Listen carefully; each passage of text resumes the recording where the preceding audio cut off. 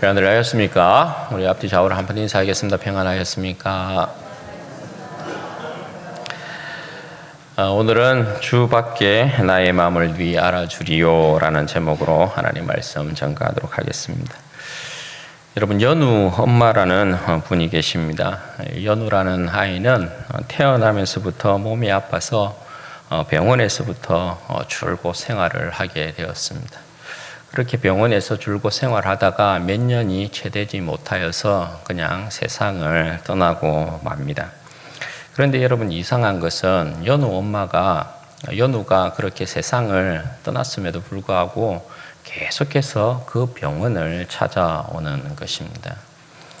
때로는 커피를 들고 찾아오기도 하고, 때로는 케이크를 들고 찾아오기도 하고, 때로는 떡을 들고 찾아오기도 하고, 그렇게 찾아와서 연우를 담당했던 선생님을 찾기도 하고, 또 간호사 선생님들과 인사를 나누기도 하고, 처음엔 간호사 선생님들도 연우 엄마를 보는 게 나쁘지 않았습니다. 그렇게 찾아오는 연우 엄마를 보고 또 웃기도 하고, 들고 오는 것을 감사함으로 받기도 하고. 그런데 연우 엄마가 계속해서 그렇게 찾아오니까, 너무 자주 찾아오게 되니까 간호사들이 조금씩 이제 기피하기 시작합니다. 계속해서 연우를 담당했던 선생님을 또 찾으니까 이분이 또 딴 마음이 있어서 계속 찾아오는 것은 아닌가 하는 그러한 의심도 들기 시작했습니다. 그런데 연우 엄마가 그렇게 한 이유가 있습니다. 그 이유가 여러분 뭘까요?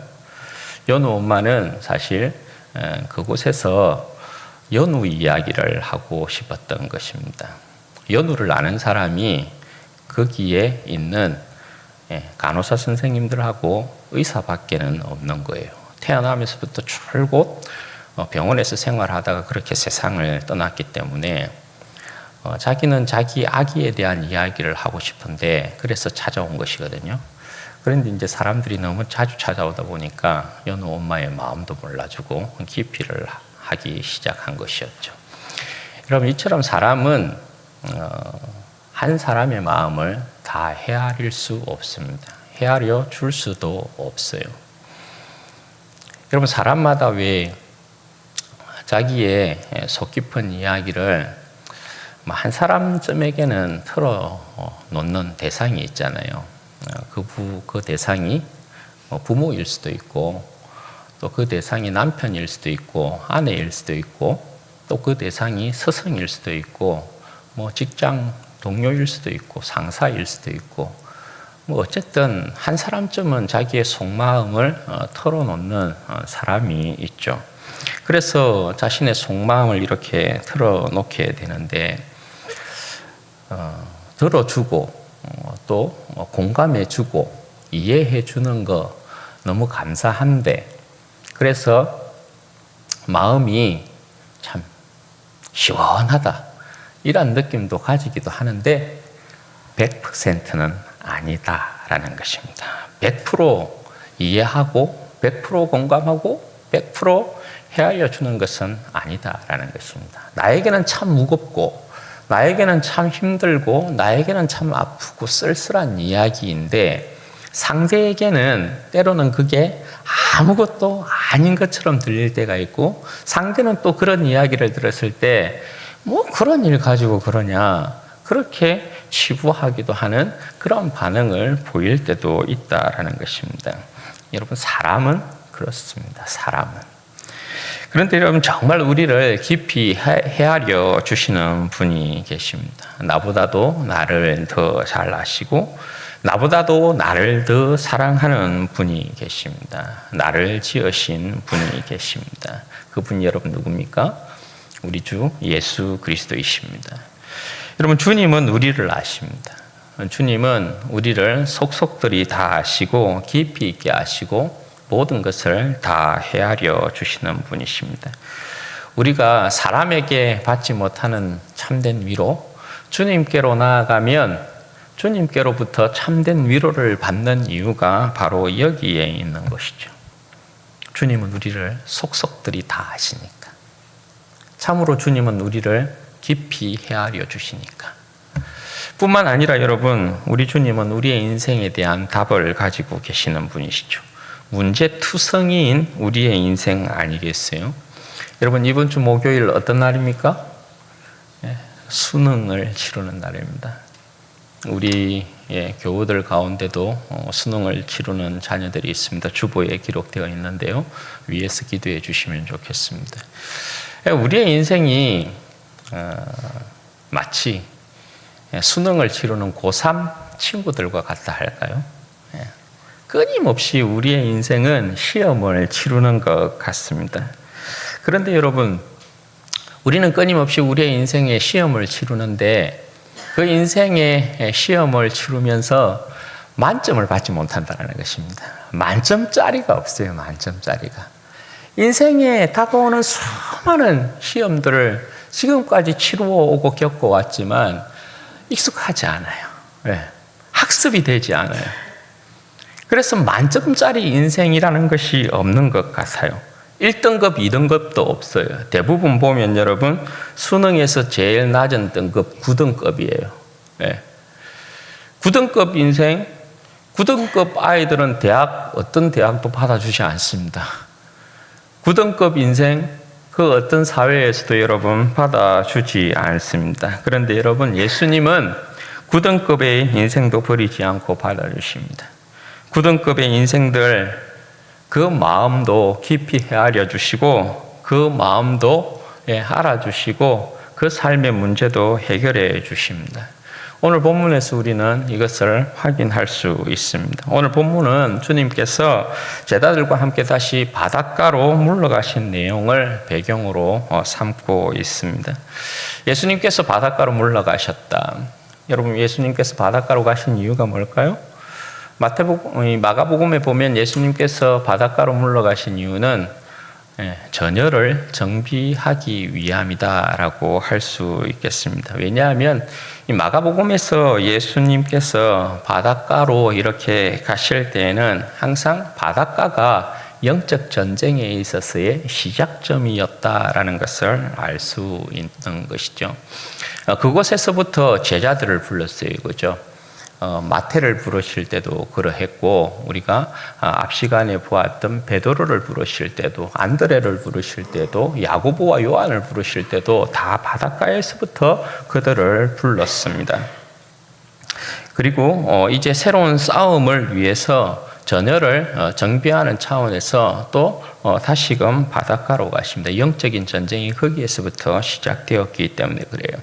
그런데 여러분, 이제 주님의 진영이 결코 작지 않습니다. 큰 무리가 예수님께로 모여들고 있습니다. 7절 말씀에 보시면 갈릴리의 큰 무리들이 예수님께로 나오고 있고요. 8절에 보시면 유대와 예루살렘, 그리고 이두메와 요단 강 건너편, 그리고 두로와 시돈 근처에서도 사람이 몰려들고 있습니다. 그러니까 이 모습은 동서남북에서 주님께로 몰려들고 있는 뭇사람들이, 뭇백성들이 몰려들고 있는 그런 장면을 여기에서 말씀하고 있어요. 여러분, 두로와 시돈 지방은 여러분 어디입니까? 갈릴리보다 훨씬 북쪽에 있다, 그죠? 북쪽에 있으면서 지중해에 가까운 곳에 있는 그런 지역입니다. 그리고 유대와 예루살렘은 여러분 남쪽 지역이죠. 그러면서도 가장 이스라엘의 중심지가 예루살렘 아니겠어요? 거기에서도 사람이 예수님께로 나오고 있어요. 이두메라는 지역은 유대 지역보다 남쪽에 자리 잡고 있어요. 이두메는 에돔 지역을 이야기하거든요. 거기에서도 예수님께 백성들이 나오고 있어요. 그리고 요단강 건너편에서도 예수님께 사람이 나오고 있습니다. 요단강 건너편은 여러분 어디를 이야기해요? 두 지파 반이 살았던 곳을 이야기하죠. 르우벤 지파나 갓 지파나 므낫세 반 지파가 살았던 그 지역을 이야기해요. 그곳에서도 예수님께로 사람들이 나오고 있다, 그렇게 말씀하고 있습니다. 그러니까 온 지역에서 예수님께로 지금 사람들이 몰려오고 있는 거예요. 그런데 여러분, 예수님께로 그 많은 사람들이 몰려오고 있는 이유가 뭐냐? 8절 끝에 여러분 어떻게 되어 있습니까? 그가 하신 큰 일을 듣고라는 것이에요. 여러분, 주님께서 행하신 큰 일을 들었다. 일이었다. 그렇게 이야기해요. 그 큰 일을 듣고 사람들이 지금 온 사방에서 예수님께로 몰려 나오고 있습니다. 그럼 예수님께서 그 백성 가운데 행하신, 예수님께서 보여주신 큰 일이라는 것은 어떤 일을 이야기합니까? 한마디로 그죠. 권세자로서 죽음의 권세를 파신 사건들이죠. 귀신들을 내어 쫓고 각종 병든 자들을 고쳐주시고 세리와 죄인들을 진짜 사람 만들어 놓고 그 백성들에게 진정한 안식과 생명을 선물해 주신 일들을 주님께서 지금까지 쫙 보여주셨잖아요. 그죠? 그런 일들을 이야기하는 거죠. 그리고 여기서 그가 하신 큰 일이라고 할 때 하신이라는 이 단어는 쉬지 않고 일하셨다라는 표현이에요. 그러니까 주님께서 지금까지 쉬지 않으시고 계속해서 그 백성들을, 무백성들을 불쌍히 여기셔서 주님께서 구원의 큰 일들을 감당하고 계셨다라는 거예요. 그 소문이 온 세상에 퍼진 거예요. 그래서 동서남북에서 많은 사람들이 권세자이신 예수님께로 지금 몰려들고 있는 것입니다. 여러분, 그런데 그들에게도 저들의 지도자가 있잖아요. 저들에게도 저들의 통치자가 있잖아요. 권세자들이 있지 않습니까? 저들의 통치자들, 권세자들, 저들의 지도자들이 저들의 아픔을 이해해주고 아픔을 치료해주고 공감해주고 저들의 병을 고쳐주었더라면, 저들의 필요한 것을 공급해 주었더라면, 저들의 삶의 문제를 해결해 주었더라면, 그 백성들에게 필요한 참된 안식과 생명을 공급해 주었더라면 과연 이 백성들이 예수님께로 올 필요가 있었을까요? 그런데 여러분, 무백성들이 저들의 지도자가 아닌, 저들의 권세자들이 아닌 예수님께로 나옵니다. 왜요?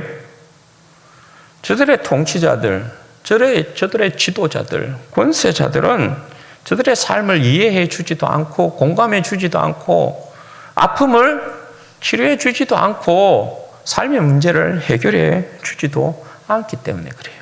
아니, 못해 주기 때문에 그런 것입니다. 지금 여러분 예수님께로 나오는 이 백성들의 모습에는 간절함이 있어요. 이 백성들의 모습에는 절박함이라는 것이 있어요. 왜냐하면 저들의 통치자들, 권세자들, 저들의 지도자들이 저들의 삶의 문제를 지금까지 해결해 주지 못한 거거든요. 그래서 지금 저들이 예수님의 소문을 듣고 예수님께로 나오는 것이란 말입니다. 각자가 가진 사정이야 여러분 다 다르지 않겠어요, 그죠? 그러나 저들이 예수님께로 나오면 자신들이 가지고 있는 삶의 절박함의 문제들, 긴박함의 문제들, 뭔가 애절함의 문제들, 그 간절함의 문제를 가지고 예수님을 최후 보루로 삼고 나아오고 있는 거예요. 지금까지 아무도 내 인생의 문제를 해결해 주지 못했다. 지금까지 아무도 내 병든 몸을 고쳐주지 못했다. 마지막으로 예수라는 인물이다. 예수라는 사람이 귀신도 내어 쫓고 중풍병자도 고쳐주고 나병 환자도 고쳐주고 손 마른 사람도 고쳐주고 각종 병든 사람들을 고쳐줬다 카대. 나도 예수께로 한번 나가볼란다. 예수가 이제 마지막이다. 예수께 내 인생 한번 걸어볼란다. 내가 예수 한번 믿어볼란다. 그런 각자의 인생의 그 절박함으로 지금 예수님께 모여들고 있는 것입니다. 여러분, 이렇듯 절박한 심정으로 나온 그 백성들을 주님께서 여러분 외면하실까요? 외면하시겠어요? 아니죠. 각자의 사정을 다 아시고 헤아리시는 주님께서 그 어떤 사람도 외면하지 않으시고 병든 사람을, 주님께로 나오는 사람을 고쳐주시기 시작합니다. 어루만져 주시기 시작합니다. 한 사람 한 사람 고침받고 회복되기 시작하는 것입니다. 여러분, 그렇게 많은 병자들을 고치기 시작하는데 그 고침받는 모습을 보고 그곳에 모인 무리들이 자신은 빠질세라 막 예수님께로 한꺼번에 막 몰려들기 시작하는 것이에요. 여러분, 예수님께서 막 사람들을 고쳐주는데 나만 빠질 것 같은 그런 불안한 마음이 생기면 여러분 어떡하겠어요? 굉장히 조급해지겠죠, 그죠? 그러니까 막 너도 나도 할 것 없이 그렇죠, 예수님 앞으로 이렇게 몰려드는 그런 상황이 발생한 것입니다. 나도 예수 한번 만져보자. 그렇게 막 달려드는 거예요. 왜요? 예수님을 만지면 어떤 일이 일어나기에 그런 것입니까? 예수님을 만지면 역사가 일어나죠. 예수님을 만지면 고침을 받죠. 왜? 예수님은 성소의 거룩함이니까. 네. 성소의 거룩함은 그 거룩함을 옮기잖아요. 구약시대에 보면 부정이 부정을 옮기는데 거룩함은 거룩함을 옮기죠. 그런데 그 거룩함을 옮기는 건 성소의 기물밖에 없어요. 다른 것은 거룩을 옮기지 못해요. 그런데 성소 자체이신 주님께서 그 백성에게 오셨잖아요. 그러니까 주님을 만지면 역사가 일어나는 거죠. 고침을 받는 거죠. 그리고 예수님은 권세자 아니십니까? 그러니까 이들의 인생에 절박함을 가지고 나온 이들의 입장에서는 너도 나도 할 것 없이 예수님을 만져보고 싶은 거예요. 저들의 생명이 예수님께 있다라고 생각하고 있기 때문에 그런 것이죠. 주님께서 그런데 그 광경을 가만 보시자니까 무리들이 자신에게 이렇게 몰려 나오는 그 광경에 있어서 자신이 무리에게 에워싸이는 것은 그냥 시간 문제예요. 그리고 그렇게 자신이 에워싸이면 꼼삭달싹 하지 못하는 그런 이제 상황이 연출이 되겠고, 또 그런 상황이 일어나면 또 불상사가 일어날 수 있잖아요. 한꺼번에 확 몰리게 되는 거죠. 그래서 주님께서 어떻게 하시냐 하면 제자들에게 작은 배를 준비시키도록 합니다. 그러니까 도망치시기 위한 것이 아니고 몰려드는 그 사람들로 인해서 혹시나 있을 그 불상사를 대비해서 주님께서 그렇게 제자들에게 작은 배를 준비시켜 놓아라, 작은 배를 준비해 놓아라, 그렇게 말씀을 하는 거예요. 그렇게 여러분 어쨌든 주님은 그 백성을 최선을 다해, 힘을 다해 그 백성을 치료하시는 것입니다. 그리고 들어온 귀신들도 예수님을 보면 어느 때든지 하나님의 아들이십니다. 그렇게 막 울부짖으면서 고백을 하는 것이에요. 그러니까 예수님께서 그들에게 조용히 하라, 그 입 다물라 많이 경고하십니다. 왜 그렇습니까? 귀신들이 예수님을 증거하면 그렇지 않아도 바리새인들 같은 사람들, 서기관 같은 사람들은 예수님을 호시탐탐 이렇게 노리고 있는데 저 인간이 귀신의 왕을 빙자하여서 저렇게 사람들 가운데 기적을 일으킨다, 이적을 일으킨다, 그렇게 하지 않겠어요, 그죠? 그러니까 귀신의 왕이 될 수 있는 그런 오해의 소지가 있기 때문에, 그리고 귀신이 예수님을 증거하는 것이 아니죠. 하나님의 백성이 예수님을 증거해야 되는 거죠. 그래서 귀신에게 입 다물라 이렇게 경고하고 계시는 것입니다. 여러분, 오늘 본문을 통해서 우리는 두 가지 내용을 좀 살펴보고자 해요. 첫 번째는 주님께서 우리에게 행한 구원이 큰 구원이다라는 것을 여러분 우리가 좀 기억해야 되겠어요. 주님께서 여러분 권세자로서 그 백성을 위해 행하신 일들은 오늘 본문 말씀에 보면 큰 일들 이렇게 이야기하고 있어요. 오늘 본문에 이르기까지 귀신을 쫓아내시고 각종 질병에서부터 그 백성들을 고치시고 참된 안식과 생명을 그들에게 주셔서 배부르게 하신 사건들은 주님께서 모두 그 백성을 사랑하셔서 행하신 큰 일들이라고 할 수 있는 거죠. 그런 주님께서 여러분 이방인인 오늘 우리를 구원하시기 위해서 문제투성이인 우리의 인생, 구등급인 우리의 인생을 구원하시기 위하여서 행하신 큰 일 중에 큰 일이 하나 있어요. 여러분, 그 일이 뭐예요? 예수님의 십자가의 죽음과 부활이라는 사건이에요. 예수님께서 우리를 살리기 위해서, 이방인인 우리를 살리기 위하여서, 우리는 언약 백성도 아니었어요. 우리는 하나님이 택하신 백성도 아니었어요. 우리는 약속을 가지고 있는 백성도 아니었어요. 우리는 이방인이었어요. 그런 우리를 살리기 위해서 우리 주님께서 십자가를 지셨어요. 십자가에서 그 몸을 찢으시고 그 살을 찢으시고 그 뼈가 부러지기까지 주님께서 우리를 위하여서 십자가를 지셨어요. 우리가 뭐라고요? 문제투성이인 우리요, 구등급 같은 인생인 우리를 위해서요, 주님께서 그와 같은 일을 하셨어요. 그리고 주님께서 우리를 어렵다 하시기 위해서 다시금 살아나셨어요. 다시금 부활하셨어요. 우리에게 산소망이 되시기 위하여서 주님께서 다시금 부활하셨다라는 거예요. 여러분, 이것을 히브리서 2장 3절에는 어떻게 이야기하냐면, 우리가 이같이 큰 구원을 등한히 여기면 어찌 그 보응을 피하리요, 이렇게 이야기해요. 히브리서 기자는 예수님께서 우리를 위해서 십자가에 죽으시고 부활하신 이 사건을, 이 구원을 큰 구원, 이렇게 표현하고 있어요. 주님께서 우리를 구원하신 십자가의 사건을 이끌어서 큰 구원이다, 이렇게 이야기해요.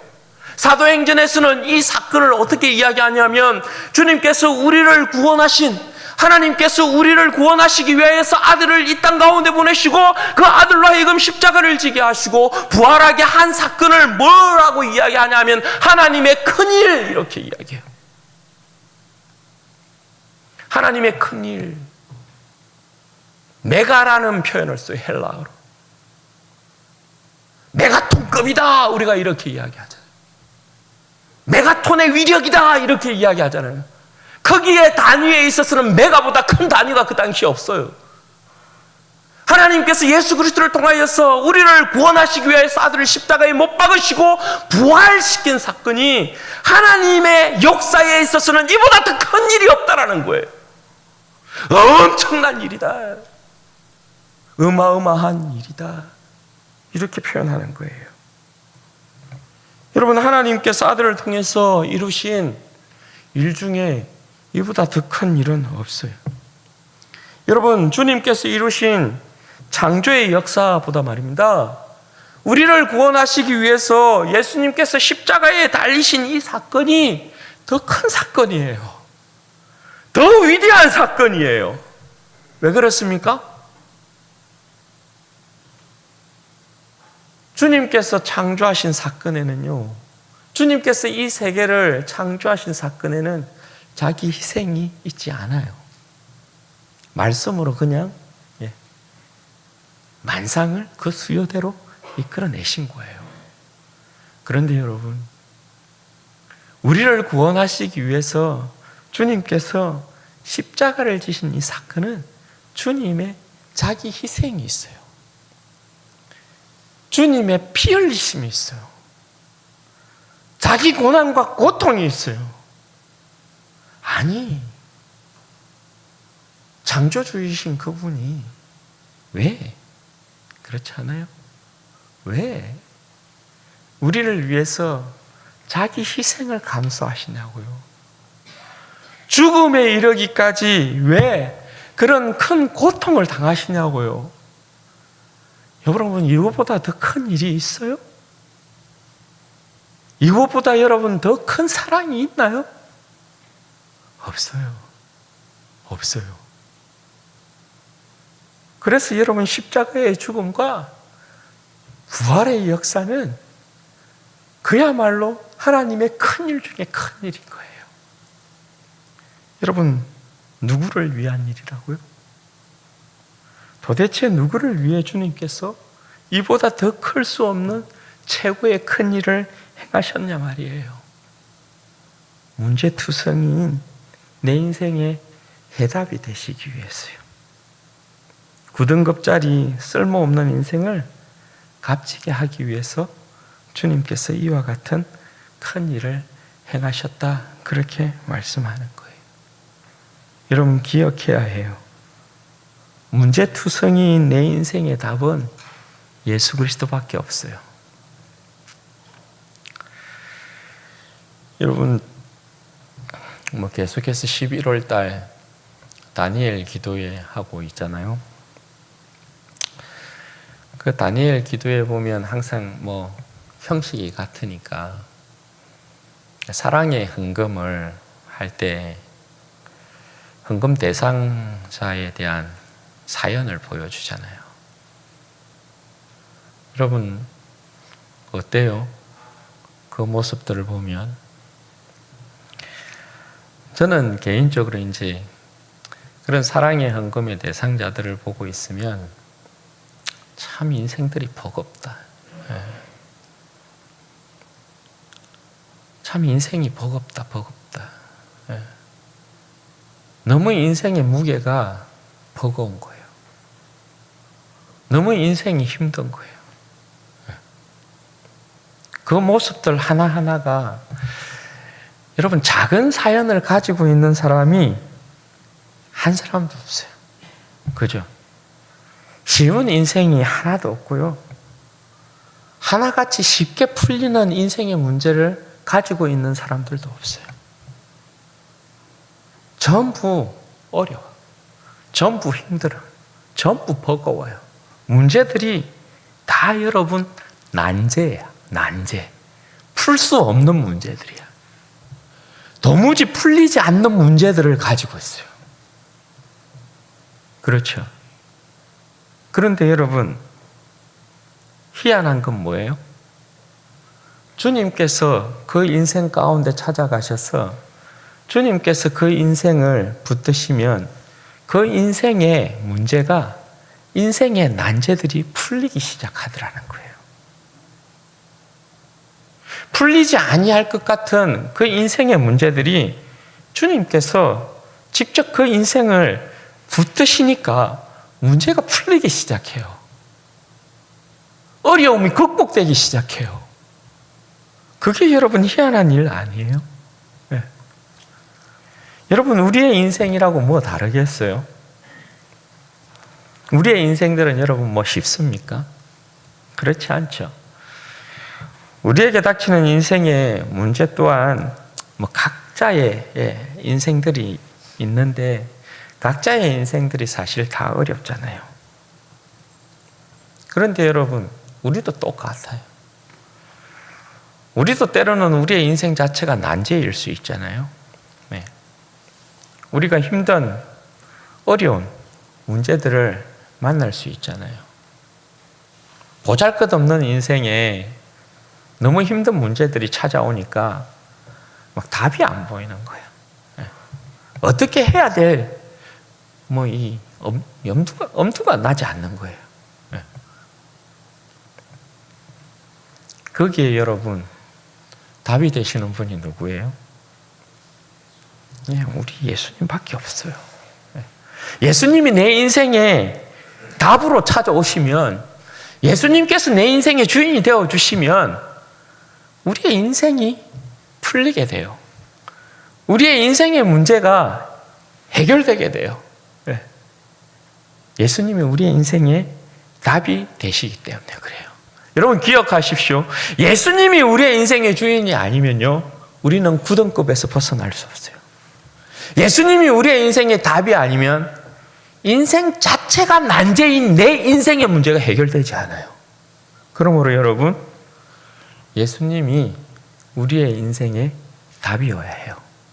예수님만 여러분 붙들어야 돼요. 예수님께서 얼마나 큰 구원을 보잘것없는 내 인생을 위하여서 이루셨는지를 여러분 기억하셔야 돼요. 우리는 그런 인생이에요. 네. 주님께 붙들리면 9등급짜리 인생도 값지게 되는 거고요.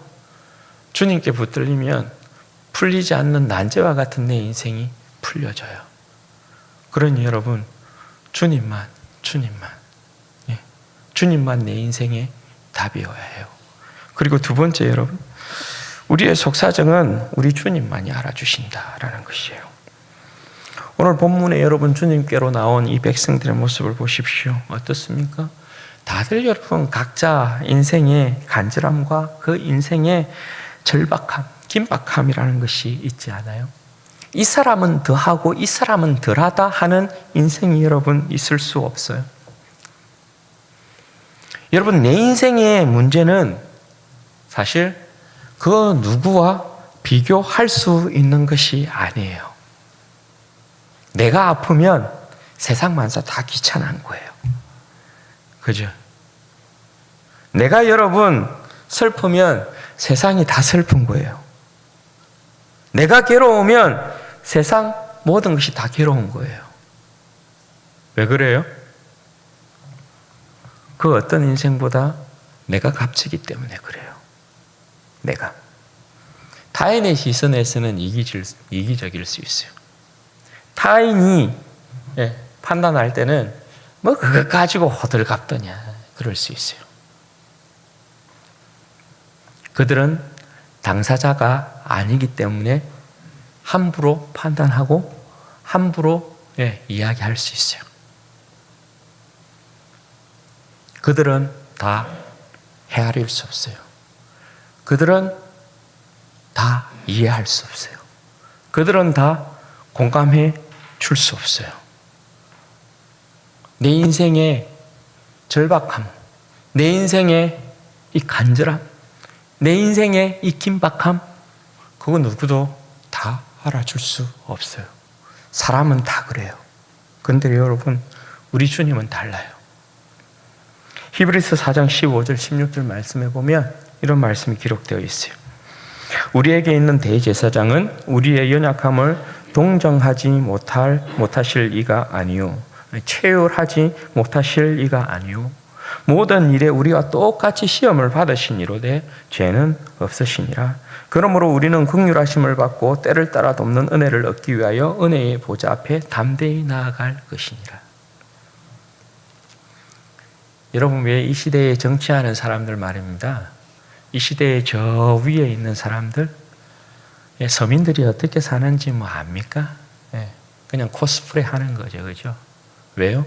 서민의 삶을 직접 체험해 본 사람들이 아니에요. 일반적으로 여러분, 그냥 자기 자가용을 몰고 다니는 사람들이 어떻게 버스 값을 알아요? 택시를 안 타본 사람들이 여러분 어떻게 택시 값을 알아요? 쌀을 안 사본 사람들이 어떻게 쌀 값을 알아요?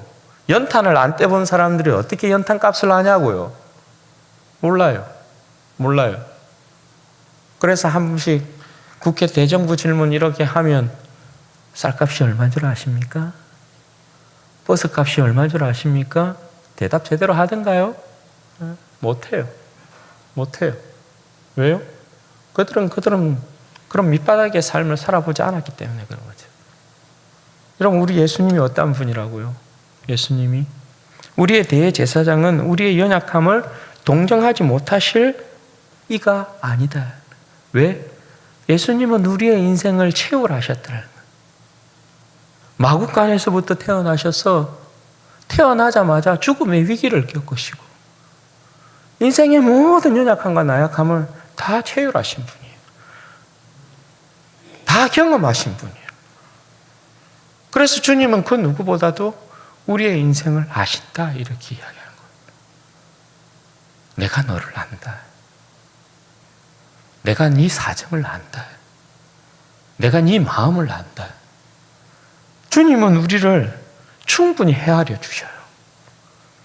주님은 충분히 우리의 마음을, 우리의 삶을 공감해 주셔요. 우리의 절박함을 알아요. 우리의 여러분 긴박함을 알아요. 애절함을 알아요. 간절함을 알아요.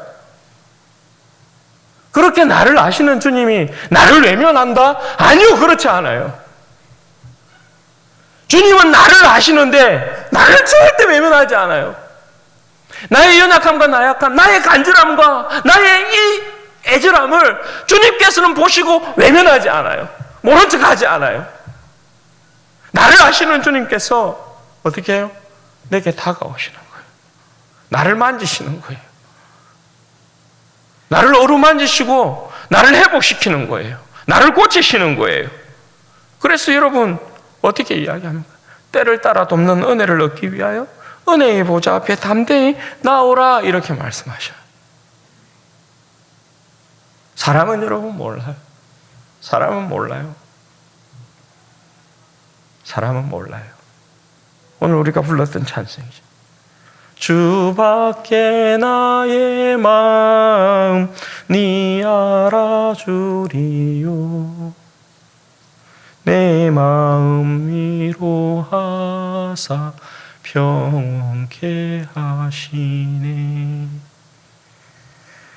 여러분, 우리의 마음을 다 알아주지 못하는, 헤아려 주지 못하는 정말 내 좋은 사람을 만나서 그 사람에게 내 속마음을 털어놓을 때조차도 때로는 우리가 참 많은 위로를 얻잖아요. 그렇죠? 그런데 주님 앞에 나아가서 받는 위로 말입니다. 내 이 마음을, 내 차가운 이 마음을, 이 굳은 이 마음을, 간절하고 애절한 이 마음을 주님 앞에 내어놓을 때 주님께서 만지시는 그 만지신 말입니다. 주님으로부터의 그 만지심이, 주님으로부터의 위로가 우리의 충분한 위로가 되죠. 사도 바울이 여러분 고린도후서 1장 3절과 4절 말씀에 보면 이렇게 고백하거든요. 찬송하리로다. 그는 우리 주 예수 그리스도의 하나님이시요 자비의 아버지시요 모든 위로의 하나님이시며 우리의 모든 환난 중에서 우리를 위로하사 우리로 하여금 하나님께 받는 위로로서 모든 환난 중에 있는 자들을 능히 위로하게 하시는 이시로다.